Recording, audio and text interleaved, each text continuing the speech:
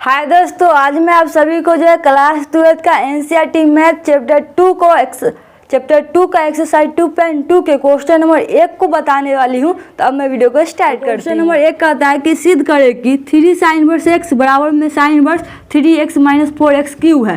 तो यानी कि इसको सिद्ध करना है। इसको लेकर चलिए या इसको हल करके ये लाइए, दोनों किसी को हल कर सकते हैं, दोनों में से कोई एक को हल करके दूसरा को प्राप्त कर सकते हैं। यही होता है सिद्ध करने में। तो हम यहाँ पर ही इसको कहते हैं LH, इसको कहते हैं RH। तो हम यहाँ पर RH से सिद्ध करेंगे। लिख दिए RH से। RH क्या है उसको लिख लीजिए। RH आपका sine inverse 3x minus 4x Q है। अब यहाँ पर हमको लाना है साइन में। तो यहाँ पर जो x है, x बराबर कुछ मान लेंगे। तो हमको यहाँ साइन इनवर्स है तो x बराबर हम यही मानेंगे, लिखेंगे यहाँ पर ही माना x बराबर मान लेंगे साइन थीटा, क्योंकि हमको साइन में लाना है। तो x बराबर हम साइन थीटा मानेंगे, क्योंकि इन्वर्स में है तो अंत में इन्वर्स आ जाता है, इसलिए आपको पहले इन्वर्स नहीं मानिएगा, पहले आपको मानना है साइन थीटा। अब थीटा को अलग कीजिएगा तो हो जाएगा साइन इन्वर्स x।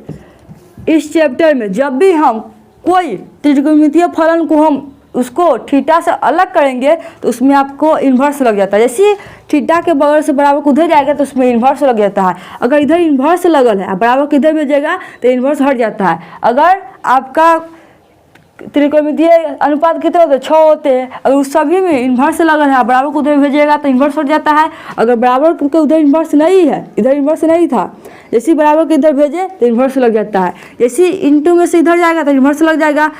एक्स के इंटू में से थीटा के बगल में जाएगा तो इन्वर्स हट जाता है। इस बात को आप ध्यान में रखते हुए चलिएगा। ठीक, ये हो गया। अब यहाँ पर जहाँ जहाँ एक्स है वहाँ पर क्या लिखेंगे? Sine theta. जहाँ जहाँ एक्स है वहाँ पर ही साइन थीटा। तो लिखिए साइन इनवर्स हो जाएगा। 3 है तो 3x की जगह पर लिखेंगे साइन थीटा, माइनस 4 है तो 4 संख्या को इसी रहने दीजिए, x की जगह पर हमको सिर्फ लिखना है साइन थीटा। और इस पर q है तो q लगा दीजिए, यानी कि साइन q थीटा हो गया। आप याद कीजिए sine 3 sine theta minus 4 sine q theta बराबर क्या होता है? तो साइन 3 थीटा का ही फॉर्मूला होता है कि नहीं? ये हम लिखवाए थे कि नहीं?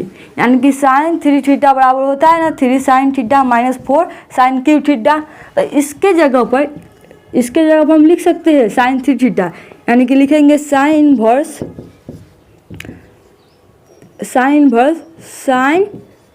3 थीटा, क्योंकि साइन 3 थीटा बराबर होता है ये, तो इसके बराबर हम ये लिख सकते हैं साइन 3 थीटा।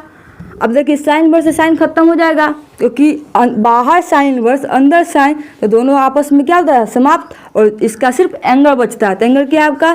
3 थीटा। तो लिख देंगे 3 थीटा। अब यहाँ पर थीटा का वैल्यू पुट कर देंगे।